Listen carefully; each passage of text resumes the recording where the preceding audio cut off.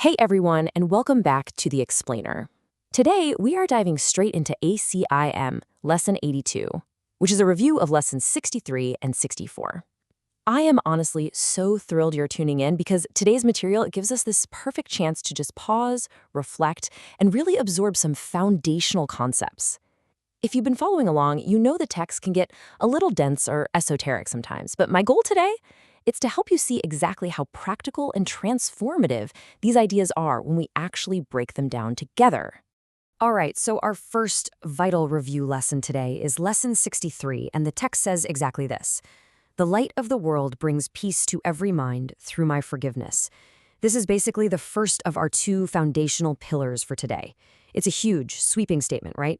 It connects your own internal state directly to the peace of the entire world around you. And then we have our second review lesson, Lesson 64, which simply states, let me not forget my function. This is our second pillar. Now, put together these two ideas might sound super simple, but they are incredibly rich.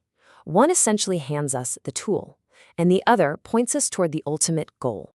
So let's get into Section 1, Unpacking Lesson 63, The Light and Forgiveness. Okay, let's jump right into the so what phase of this. I mean, it's one thing to read these sentences, but what do they actually look like in your daily life? Let's translate some of that esoteric language from Lesson 63 into plain, everyday English. When we hear the light of the world, it's so easy to picture some exclusive, highly mystical title meant only for saints, right?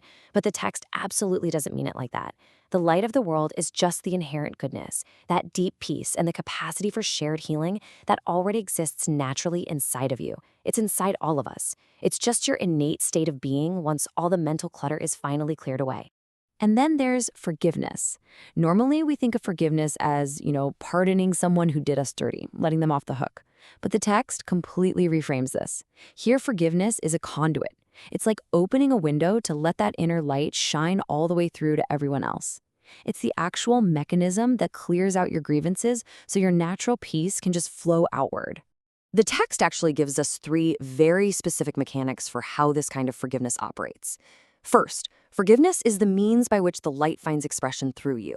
Second, it's how you actually become aware of that light within yourself. Because, let's be real, you can't feel your own peace if you're tightly gripping onto anger. And third, it's how the world gets healed right alongside you. You forgive the world, and in doing that, both you and the world are healed together. It's a completely shared experience. Moving on to Section 2, Unpacking Lesson 64, Remembering Your Function.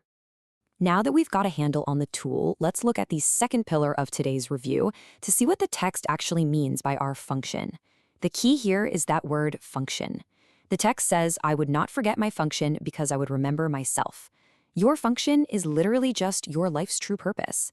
It's the daily practice of choosing joy and unity over separation and conflict.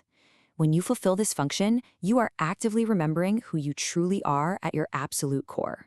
But the text does give us a very clear, logical warning here.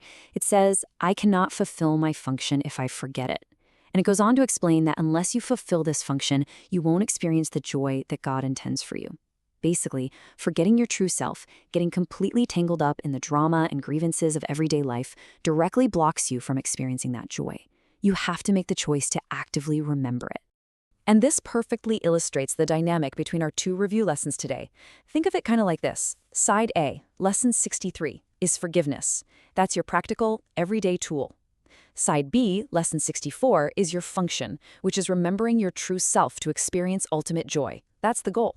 So you use the tool of forgiveness to clear the blockages, and that allows you to achieve the goal of fulfilling your function. They work perfectly in tandem.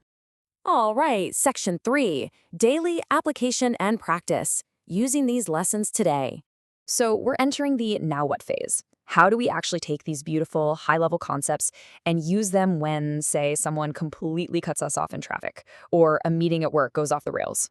Well, for Lesson 63, the text gives us some specific forms of application. Imagine you're dealing with a really difficult person or a super stressful situation. You can just silently say to them, let peace extend from my mind to yours, and insert their name, or I share the light of the world with you. If the situation itself is frustrating, you can tell yourself, through my forgiveness, I can see this as it is.